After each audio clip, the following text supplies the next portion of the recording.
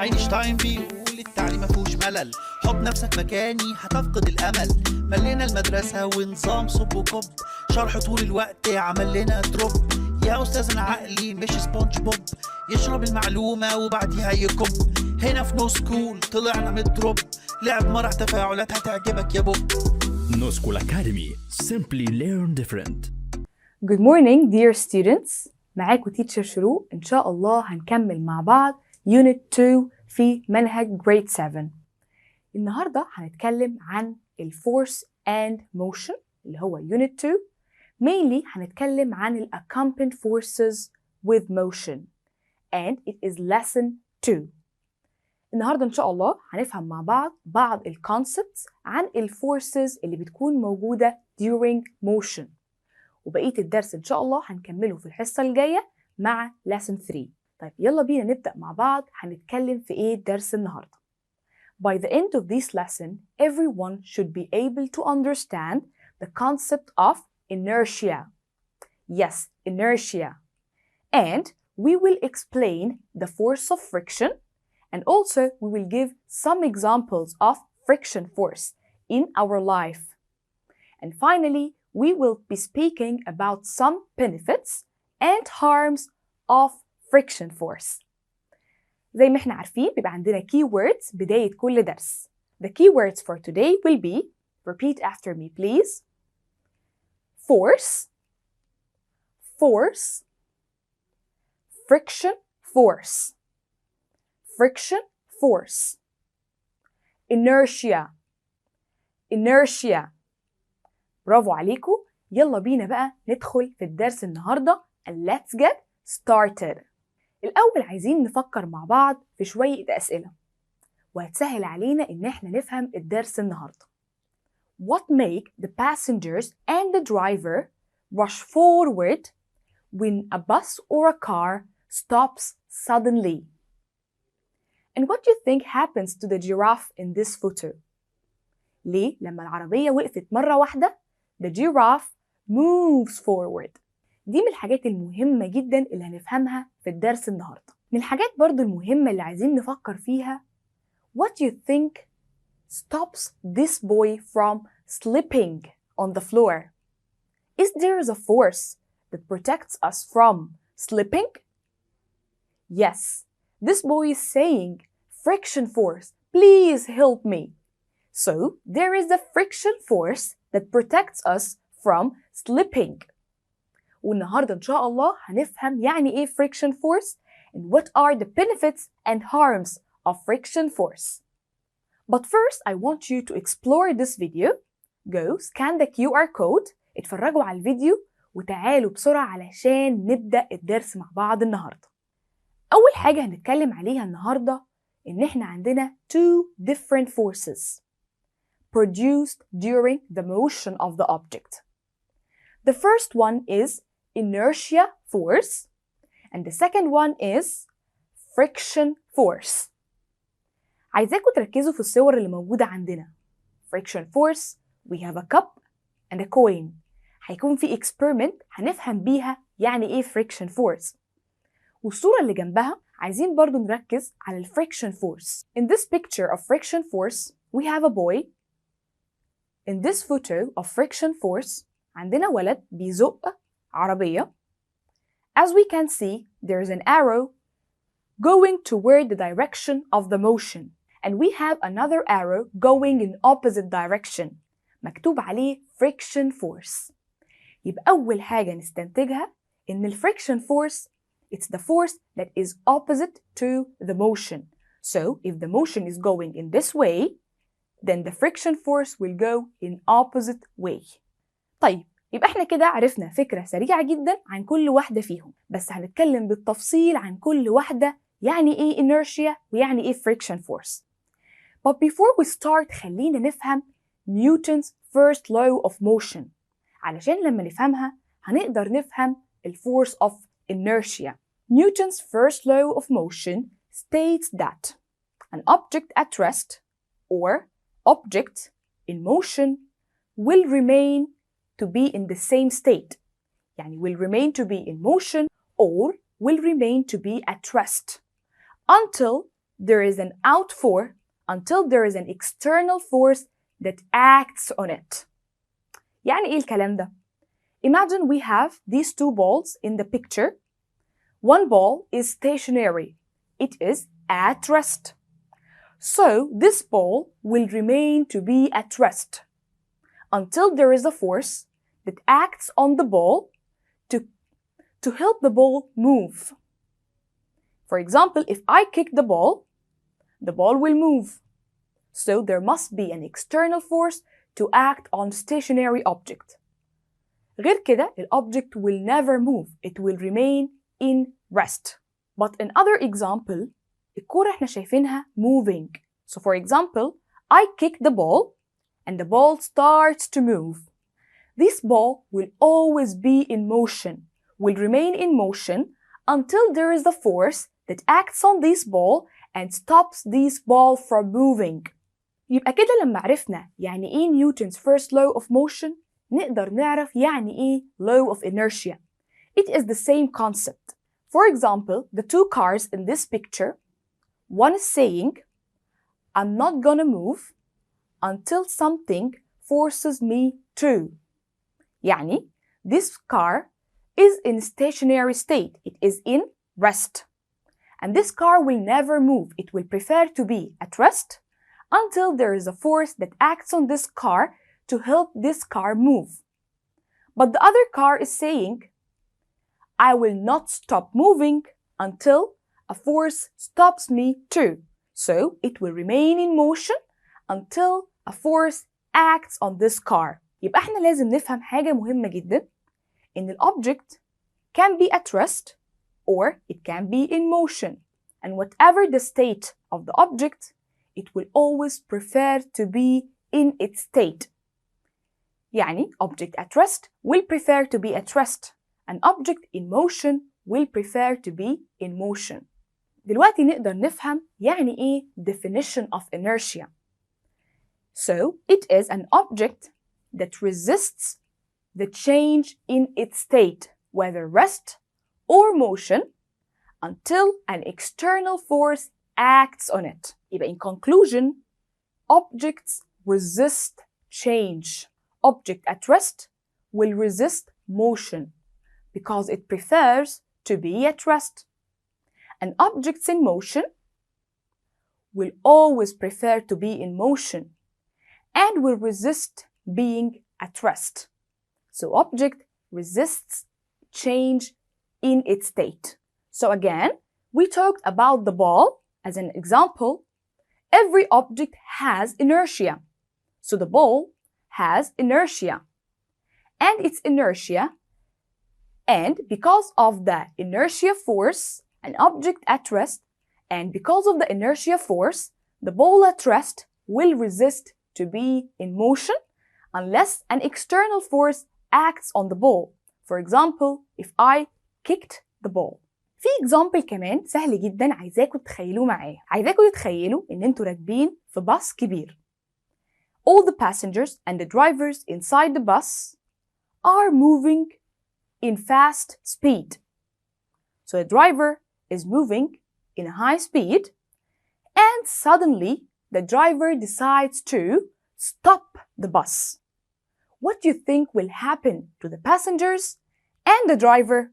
أول حاجة عايزين نفهم إن any object in the bus will also have the same motion of the bus.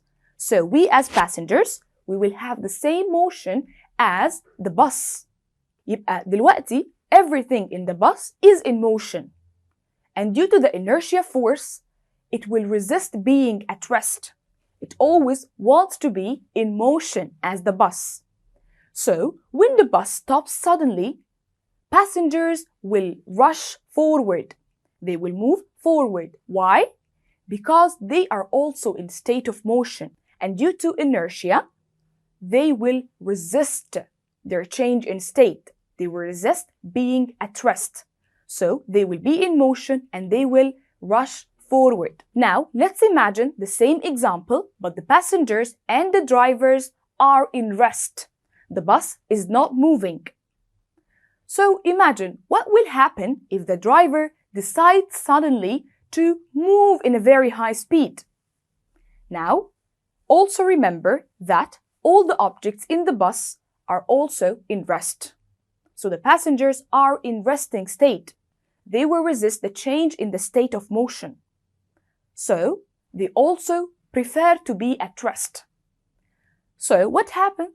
يبقى لما الباص decides to move very fast, they want to be at rest, so they will move backward. They're trying to resist the change in their state and the change in motion. يبقى علشان نعمل summary للموضوع ده، دايما نعرف إن كل object has its own inertia force, and this force will always try to resist the change in its state.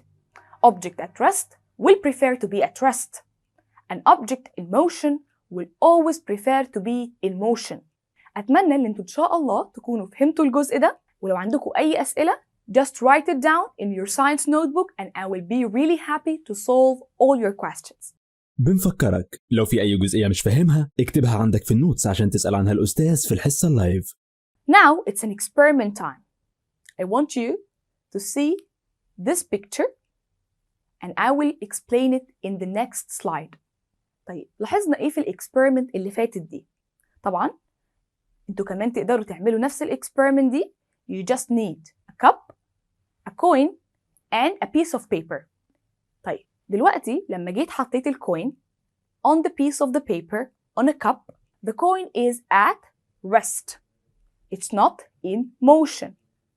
So, due to the inertia force of the coin, it will resist the change in state. It will resist to be in motion. It always prefers to be at rest. So, when I applied a force and I pushed the paper, the coin will fall down. طيب فاكرين لما اتكلمنا عن gravity? Yes, it is the pull of objects toward the center of the earth. So, the coin will fall downward because of gravity. طيب ايه اللي هيحصل لما الكوين تنزل تحت؟ هل هتكون in motion؟ طبعا لا. It will also be at rest. عشان اتكلمنا في الأول object at rest will always prefer to be at rest and it will resist the change in its state. Why? Because of inertia force. طيب خلينا نرجع تاني للإكزامبل بتاع ال passengers and the driver. فاكرين لما ال driver decided to stop suddenly? What happened to the passengers? فكروا بسرعة وجاوبولي قبل ما أقول الإجابة. برافو! The passengers, they all moved forward. طيب imagine if there's a car accident and the car stops suddenly. What if there's no seat belt? حزام الأمان. إيه اللي كان هيحصل للpassengers؟ Yes, كان ممكن إن هما يلين forward وممكن كمان يتخبطوا في الإزاز اللي موجود قدام. So this is so dangerous. فعلشان ربنا يسترها معانا لازم يكون في seat belt. So using a seat belt stops the inertia force and it prevents the passenger from moving forward. So it's very important to protect us. So for our safety, please put your seat belt in order to protect yourself.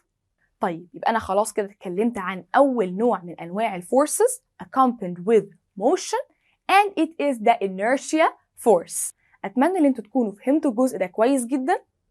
علشان تتأكدوا إن انتوا فهمتوا كويس، إيه رأيكم تروحوا تعملوا سكاننج للكيو ار كود ده، حلوا الكويز بسرعة وتعالوا علشان نتكلم عن the second type of force. برافو عليكم يا أبطال، شكرا جدا إن انتوا حليتوا الكويز. دلوقتي هنتكلم عن تاني نوع من forces accompanied with motion and it is friction force. أول حاجة هطلبها منكم إن انتوا to move your hands opposite to each other. What did you notice? Yes, this is friction force. يلا أنا عارفة إن انتوا مركزين معايا، يلا بينا ندخل ونفهم يعني إيه أكتر friction force. Friction force, in a simple word, it is resistant force. يعني إيه؟ It always moves against the motion. So imagine for example we have a box.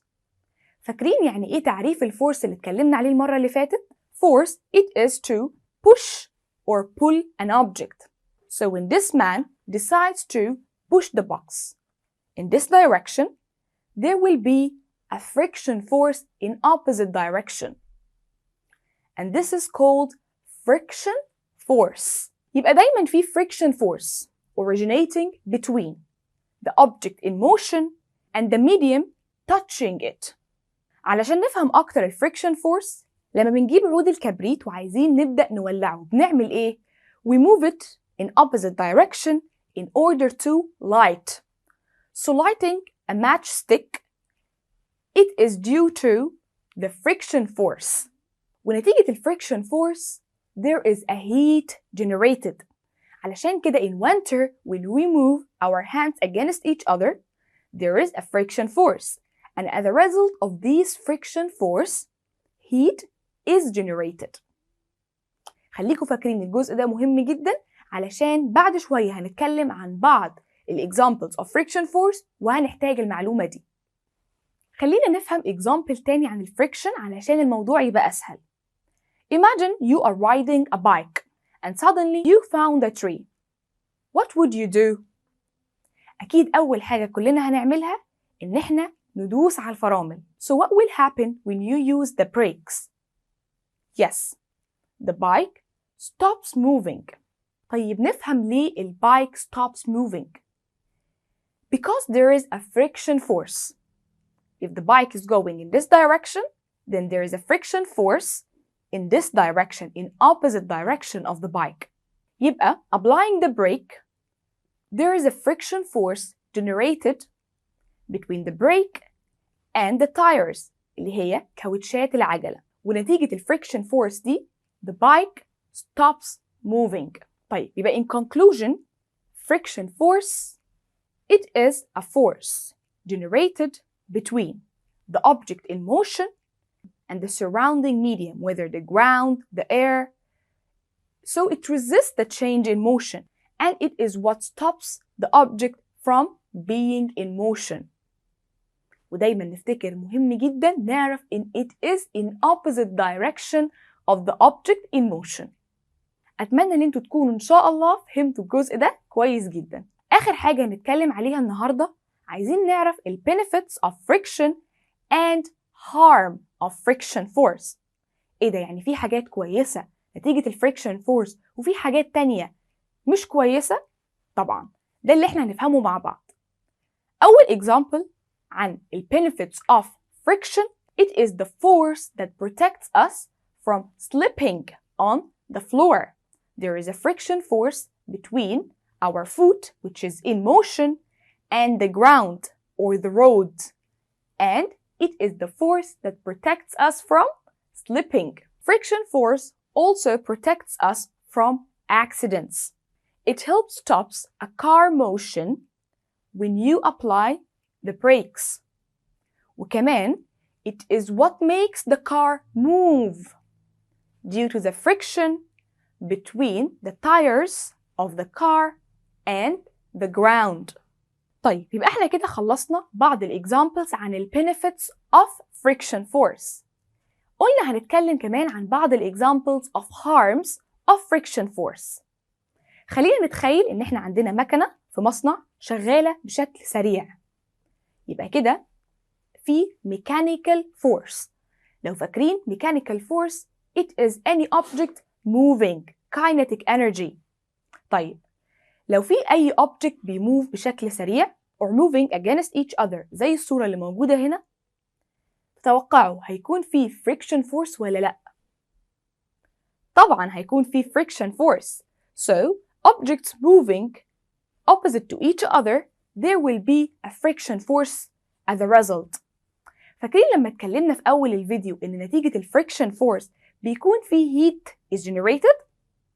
Yes. So there is a loss in the mechanical energy because many of this mechanical energy is lost as heat energy. So as a result, the performance of the machines will be very weak. يبقى نتيجة الفريكشن فورس وبالعربي اسمها قوة الاحتكاك هيحصل damage للماشينز over time وهيؤدي إنها تفقد كفاءتها مع مرور الوقت. طيب هل تعتقدوا في حل للمشكلة دي؟ هل ينفع في المصانع إن أنا أعمل حاجة علشان أمنع إن المكن ده يحصل له damage خلال وقت؟ علشان إحنا عارفين إن المكن ده it's expensive وكمان لو صلحته هيكلف فلوس كتير جدا. فلازم المصانع تبدأ تشوف حل للمشكلة دي. How to protect the machines from the damage and erosion and to maximize its performance. عايزاكم تفكروا في الجيف ريزن دي. وقفوا الفيديو، فكروا في السؤال وتعالوا علشان نحله مع بعض. السؤال بيقول lubricating and oiling mechanical machines. Why you think we do this? يبقى برافو عليكم. In order to limit the friction force, we decide to lubricate and oil these machines. يعني بكل سهولة بنحط oil زيت ما بين الماشينز دي in order to reduce the friction force between the moving parts. So I will prevent the erosion and damage and will improve the performance of the machine. دلوقتي في كويز طالباه منكم تحلوه عن الفريكشن فورس. أنا عارفة إن أنتوا شاطرين وحليتوا بتاع الإنرشيا. Now it's time to solve the quiz عن الفريكشن فورس. What you need to do is to scan the QR code, solve the quiz وتعالوا علشان نخلص الدرس مع بعض. And you finally did it. خلصنا الدرس النهاردة. شكرا ليكم إن أنتوا ركزتوا معايا، بس هطلب منكم تحلوا آخر كويز عندنا في الدرس النهاردة. شكرا يا أبطال، برافو عليكم إن انتوا حليتوا آخر كويز عندنا النهاردة. آخر حاجة خلينا نراجع مع بعض اتكلمنا في إيه. شكرا يا أبطال، برافو عليكم إن انتوا حليتوا آخر كويز عندنا النهاردة. آخر حاجة خلينا نراجع مع بعض اتكلمنا في إيه. يبقى احنا اتكلمنا عن ال types of forces accompanied with motion، واتكلمنا إن أنا عندي inertia and we talked about friction force. وعرفنا إن there are some benefits of friction force and some harms due to friction force. واتكلمنا كمان عن الإنرشيا وعرفنا إن في حاجة اسمها inertia of rest and inertia of motion. وعرفنا إن objects resist the change in motion. An object at rest will prefer to be at rest. An object in motion will prefer to be in motion. أهم حاجة to study today's lesson. Write down all your questions in your science notebook. ما تنسوش تحلوا ال 5 MCQ quiz and don't forget to solve the homework in your science book and you will find the page in the links below. And finally, don't forget to watch the video and scan all the QR codes. In next lesson إن شاء الله هنتكلم عن ال forces in our living system. هنتكلم عن يعني إيه motion، يعني إيه relative motion، وهنتكلم عن 2 different types of motion which is translational motion and periodic motion. And see you next time إن شاء الله. Thank you so much for your time. Bye bye. نتمنى من كل قلبنا الحصة تكون عجبتك، وبنقول لك ما تنساش تحل الكويز اللي في المصادر، وكمان تقيم الحصة تحت في التعليقات. منتظرينك في اللايف في حفظ الله.